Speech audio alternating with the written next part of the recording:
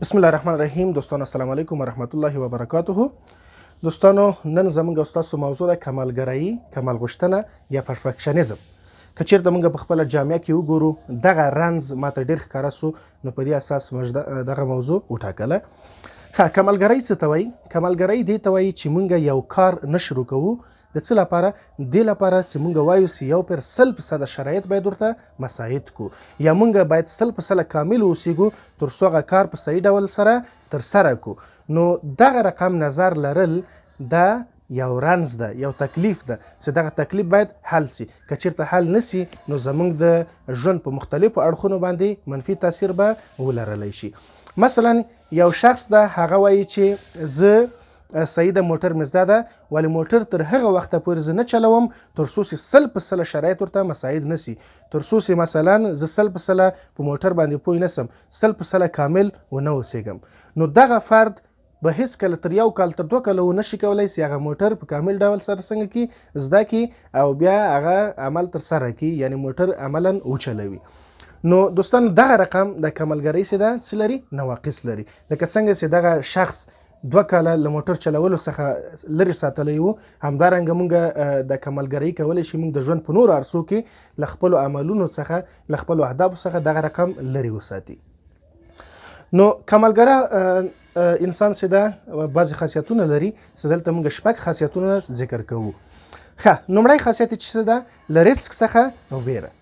دوستانو رزق یو طبیعي شی ده، په هر کار چې موږ ترسره کوو حتما هغه یو څه رزق څنګه کوي لري. ولې موږ که چیرته له خپل کمفرټ زون څخه ونوځو، د خپل آرام ساحې څخه ونوځو، له هغې ساحې څخه چې هلته موږ احساس د آرامش کوو، له هغې څخه ونوځو، نو موږ به هېڅکله یو چیرته ونه رسیږو. نو هغه افراد او اشخاص چې هغوی کمالګرا دي، هغوی له رزق څخه ویره لري، هغوی له خپل کمفرټ زون څخه د آرام له ساحې څخه نه وځي، هغوی نو په دې اساس باندې هغوی کار هم نسی ترسره کولی، هغوی هیڅ عمل هم نسی ترسره کولی، هغوی خپل موخو ته هم نشي رسیدلی. دوم خاصیت له انتقاد څخه ویره ده. کمالګرا اشخاص چې دي هغوی له نیوکو او انتقاد څخه ویره لري.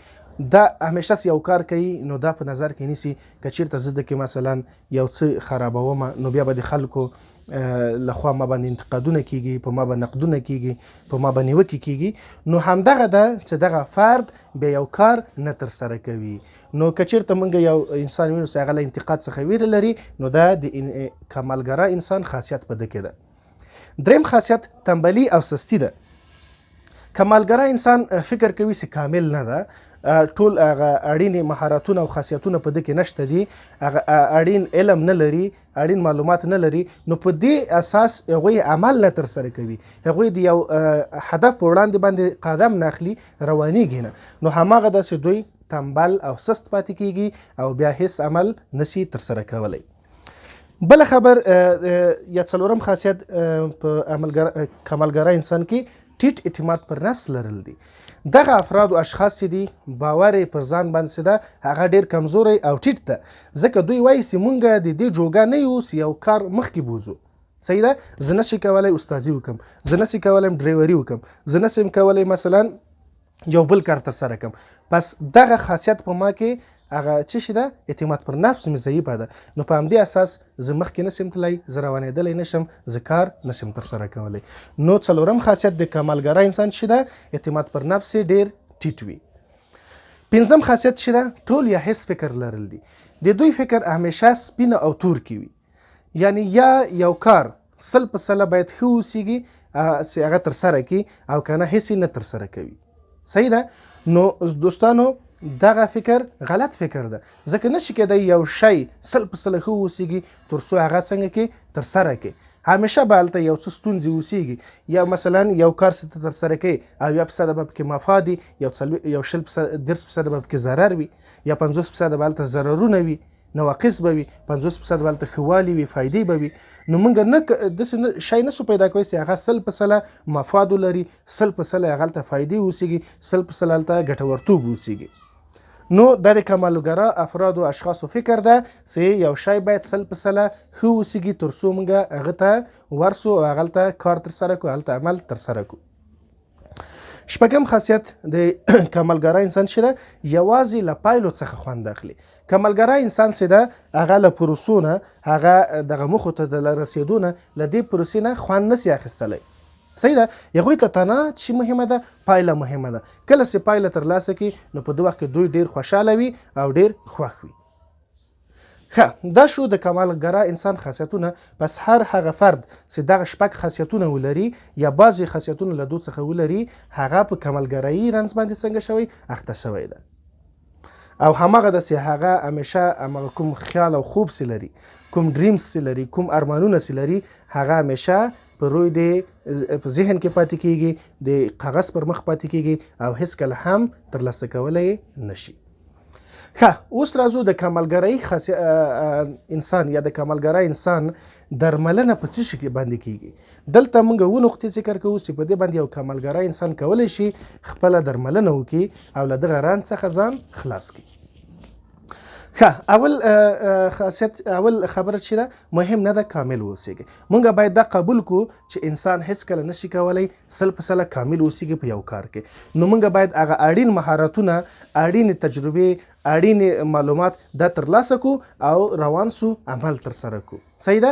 باید دې ته منتظر ونه اوسیږو چې نه 100% باید زه جوړ سم، 100% کامل سم، بیا کولی شم کار څنګه کم ترسره کړم. دوهم، سمې او رښتونې موخې باید وټاکي. موږ باید په خپل ژوند کې خپل ځان ته سمې موخې وټاکو او رښتونې موخې وټاکو. هغه موخې چې هغه ترلاسه کېدونکې دي داسې موخې وټاکو نو دا هم موږ سره کومک کولی شي چې له کمالګرایي نه څنګه شو خلاص سو. ښه، دریمه خبر چې نوې لارې او فرصتونه باید څنګه کې وازموي. کمالګرا انسان موږ ویل چې لري ویره لري، له ریسک څخه ډاریږي، ریسک نسی اخیستی، مخکې نسی تللی. نو دې لپاره کمالګرا انسان باید کوم فرصتونه چې په جامعه کې ټولنه کې ویني، بازار کې ویني، کومې نوې لارې ویني، دغه نوې لارې باید څنګه کې ازمایش کړي. نو په دې سره به د دوی دغه ویره څنګه سي له منځه لاړه سي، اعتماد پر نفس به زیات سي او هغه کمالګرایي خاصیتونه نه به لرې سي. څلورم خبر، د کار ترسره کولو لپاره وخت وټاکئ. دوستانو، هر کار چې ترسره کوئ هغه لپاره باید موږ څه وټاکو؟ وخت وټاکو چې دغه وخت نه شروع کیږي او په دغه وخت باید څنګه سي خلاص سي. که چیرته موږ د پایلې وخت ونه ټاکو، هغه آخر وخت ونه ټاکو، نو دا داسې بیا موږ د کمالګرایي خاصیتونه څنګه کیږي رامنځته کیږي. د پارکینسون د قانون په اساس که چیرته موږ یو کار ته هر څومره وخت ورکوو هماغومره وخت څنګه کوي نیسي. مثلا یو فرد د هغه غواړي کورنۍ وظیفه ولیکي، نو که دغه کورنۍ وظیفې ته د 6 میاشتې وخت ورکړي نو الا په هماغه 6 میاشتو کې دا دغه وظیفه څنګه کوي ترسره کړي. که چیرته 5 میاشتې وخت ورکړي نو دا به هماغه کار په 5 میاشتو کې ترسره کړي. که چیرته 1 میاشت نو دا به په 1 میاشت کې، که چیرته 1 هفته نو دا به په هماغه 1 هفته کې وکولی شي دا کار څنګه کې ترسره کړي. او که چیرته 1 ساعت ورکړي نو دا به خپل هغه ټول قوا، هماغه ټول مهارتونه او تجربې په لار واچي او دا به وکولی شي چې هماغه کار په 1 ساعت کې ترسره کړي. نو دوستانو، باید هر کار له موږ وخت څنګه کو ورکو وټاکو. پنځم خاصیت یا پنځمه خبره چې هغه موږ له کمالګرایي څخه بچ کوي، هغه د ورځې یوه اشتباه کولو ترسره کولو قانون باید ومنو. یعنې موږ باید دا ومنو چې موږ د انسان په حیث باندې کولی سو هره ورځ یوه خطا یا یو اشتباه ترسره کړو. دا کوم رنځ نه ده، دا کومه خبر نه ده، دا کومه بده خبر نه ده. صحیح ده. که چیرته موږ ناکامیږو، که چیرته مثلا موږ خطا کیږو، دې څخه باید ویره ونه لرو. نو دغه خاصیت په ځان کې پیدا کول به موږ وکولی شي له کمالګرایي څخه څنګه کې خلاص کړي. شپږمه خبر چې ده، خپل پلان ته متحد واوسیږئ. هغه پلان چې موږ جوړوو، هغه موخه چې موږ ټاکو، هغه لپاره باید موږ 100% متحد واوسیږو. د هغه د لاسته راوړلو لپاره عمل ترسره کړو، د هغه د لاسته راوړلو لپاره هغه اړین مهارت او معلومات او اړین توکي هغه ترلاسه کړو. نو په دې رقم باندې موږ کولی شو خپل پلان ته څنګه واوسیږو، متحد واوسیږو او خپل پلان ترلاسه کړو. که چیرته تعهد خپل پلان ته ونه لرو نو بیا دا داسې موږ د کمالګرایي خاصیتونه له منځه نشو وړلی. وروستۍ خبره، چټک او چابک واوسیږئ. دا په دې معنا ده چې مثلا موږ یو پلان جوړ کړی ده چې دغه یو کار ده دا به په 10 ورځو کې څنګه کوم ترسره کوم. نو تاسو چټک اوسئ، چابک اوسئ او هغه کار په 7 ورځو کې ترسره کوي، په 6 کې ترسره کوي، په 8 ورځو کې ترسره کوي. داسې دا چټک او چابک اوسېدل به تاسو ته بیا داسې فرصت درکړي چې باقي ورځې بیرته په همدغه کار باندې څنګه کوي ریویو وکړئ، په دې باندې بیا تجدید نظر وکړئ، د کې نور اړین اصلاحات او سمونې څنګه کوي راوړئ. نو دغه خاصیت به هم یا دغه خبر به هم یا دغه نقطه به هم وکولی شي چې دغه د کمالګرایي خاصیتونه زمونږ څنګه کې له منځه یوسي او مونږ کې دغه رنځ ته درملنه پیدا کړي. ښه دوستانو، تاسو کولی شئ چې د نورو ویډیوګانو لپاره موضوعات وټاکئ.